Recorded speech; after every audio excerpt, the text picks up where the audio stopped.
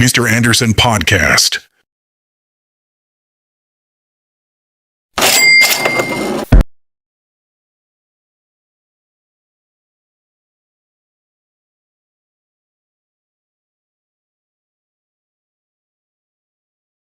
My podcast show, Mr. Anderson Podcast, on all platforms: Amazon Music, Spotify, iHeart.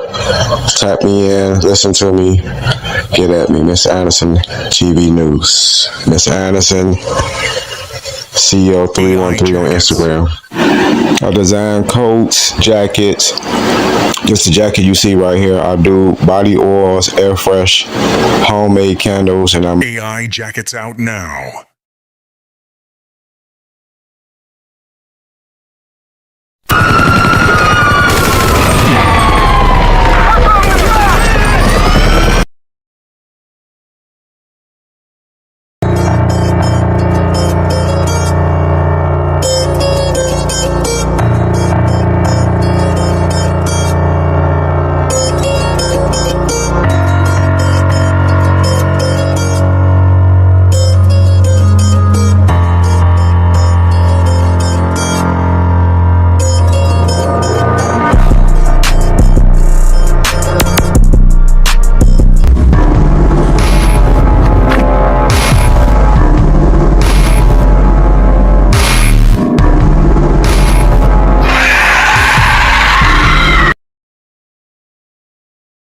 Federal agents say the operation took less than a minute, but the impact could last for years. Late on the night of November 14, 2025, a quiet street in Forest Park, Georgia turned into the center of one of the most significant fence seizures in metro Atlanta history.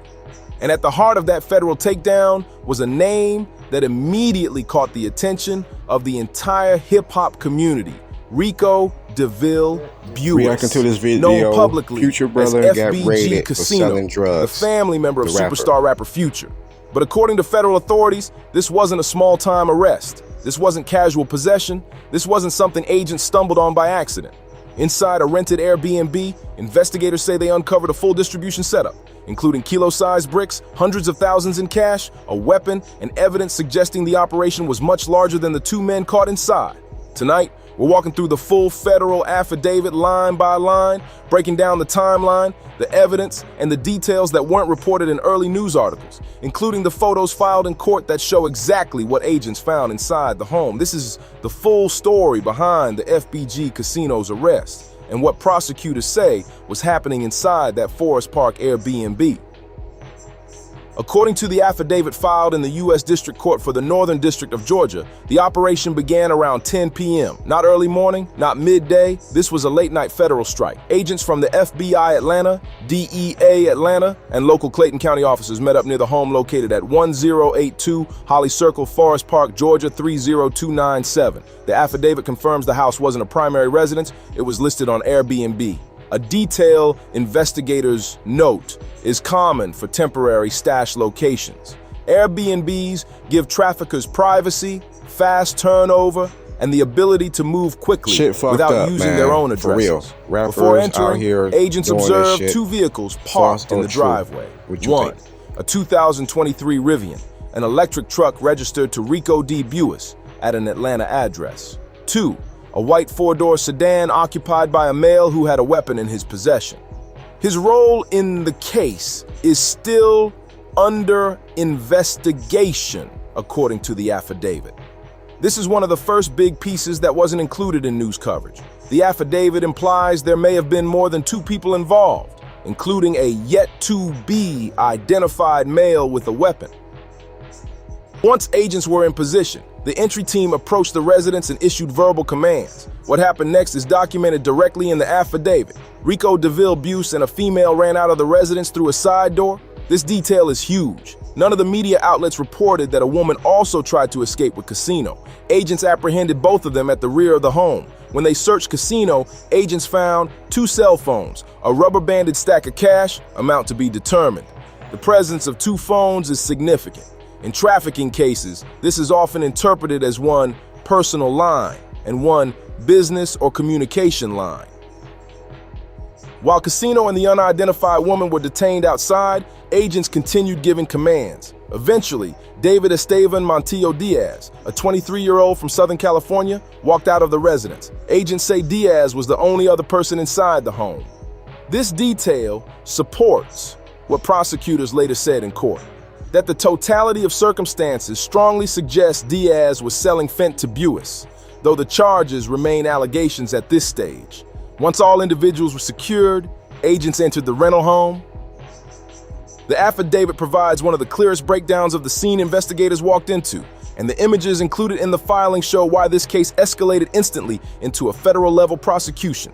Kilos in the kitchen agents say that as soon as they stepped into the kitchen, they saw multiple kilogram-sized bricks out in the open. One photo shows 3 to 4 tightly wrapped kilo bricks placed directly on the stove, next to a roll of plastic wrap, paper towels, and common kitchen items. This wasn't a hidden stash. This was active product processing. Duffel bag filled with bricks. Another image from the affidavit shows a black duffel bag sitting on a dining table. Inside the bag are large rectangular white wrap packages, consistent in size and appearance with kilo bricks. This bag appears to contain a significant portion of the 17 kilograms agents documented in the complaint. $300,000 in cash inside a cardboard box. Agents then discovered a half-open cardboard box in the kitchen area. Inside the box were dozens of tightly stacked bundles of U.S. currency, each banded with rubber bands, roughly $300,000. One of the affidavit photos shows these stacks arranged in rows, filling the bottom of the box. Additional currency and Casino's bag agents also located a separate bag belonging to Casino that held 3 more stacks of cash. When asked who should receive the bag, the affidavit notes, Buis first said to give it to his mother, but then claimed it was not his bag. This contradiction is documented word for word. Among the seized bricks, investigators noticed something unusual. Some of the wrapped kilos had a purple tint visible through the packaging, but one brick stood out completely.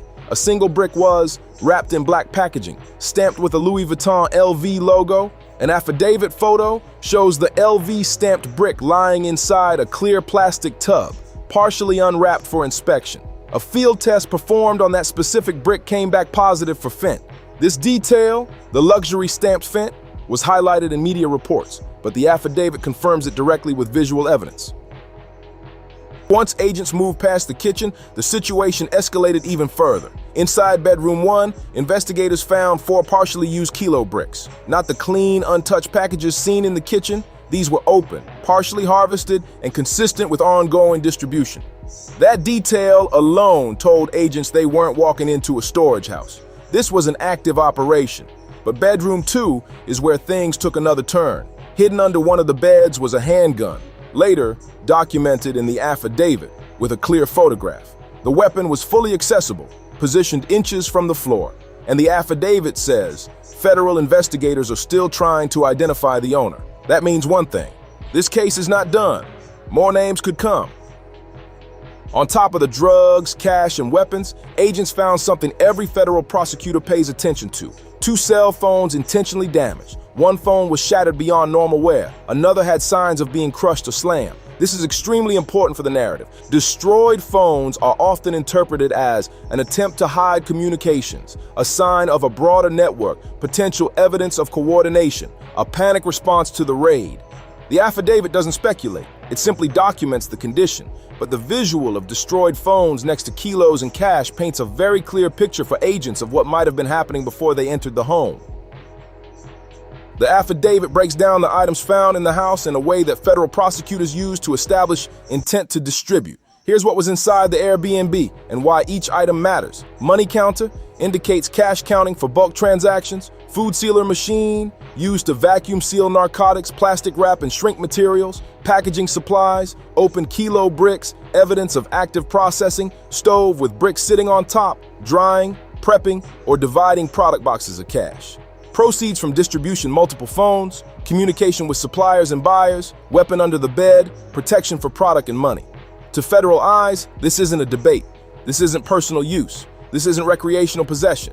This is the layout of a mid to high level fent distribution setup. And according to the affidavit, the total weight of the drug evidence documented at the scene was a minimum of 17 kilograms. 21 kilograms is the upper estimate based on packaging and additional partially processed bricks. Either way, Agents say the amount found could kill millions. Not a figure of speech, a literal calculation based on fent toxicity.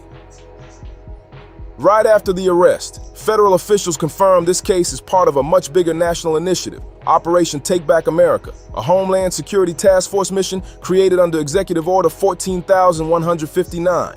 This is a whole-of-government crackdown involving FBI, DEA, Homeland Security Investigations, ATFICEHSIUS, Marshals IRS, CI, Diplomatic Security, U.S. Postal Inspector Secret Service Labor OIG. This isn't just Atlanta police showing up. This is the federal government rolling out the biggest anti-cartel, anti-trafficking task force in U.S. history. In this case, the Airbnb raid is now one of the first public examples of that force in action. During the press conference, officials repeated one phrase: they cannot hide. That line was not random. That was strategic messaging straight from DOJ headquarters, meant to warn anyone in that pipeline. Casino is facing the federal charge of conspiracy to possess with intent to distribute fent, a charge that carries 10-year mandatory minimum up to life in prison. Death penalty eligibility if enhanced under certain trafficking statutes. Diaz faces the same charge. But here's where the complaint gets even more intense. Prosecutors are requesting that Casino be held without bond, citing 1. Serious risk of flight. They say Casino has access to large amounts of cash, a pattern of hiding assets, inconsistent statements about income too. His lifestyle doesn't match his claim income. Casino allegedly told authorities he makes $2,166 a month as a studio manager. But prosecutors point out he recently lived in a $4 million home. He has 3 vehicles, including a Mercedes and BMW. He carries designer bags. He had tens of thousands in an Airbnb, thousands more in his pockets during the arrest. The filing says he was not forthright about his finances. That's a direct quote. Combined with the attempt to flee through the side door, prosecutors believe he may try to escape the jurisdiction if released. The affidavit never mentions Future. No prosecutor or agent has linked Future or free bands to this case at all. However, the public storyline is unavoidable. Casino is not a distant cousin or a friend of a friend. He is Future's real brother and a visible figure in free bands. News headlines are already attaching the name Future's brother to every update, and the hip-hop community is talking. But legally, Future has zero involvement, and the documents are clear on that. Still, the family tie makes this arrest one of the most high-profile fent cases Atlanta has seen in years.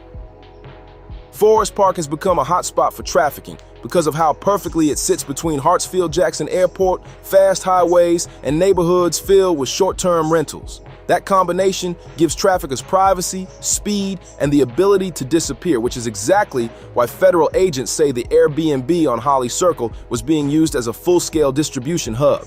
Inside, they found everything that signals active drug movement: open bricks, packaging tools, a money counter, boxes of cash, a gun under the bed, and destroyed phones that investigators believe may hold clues to a larger network.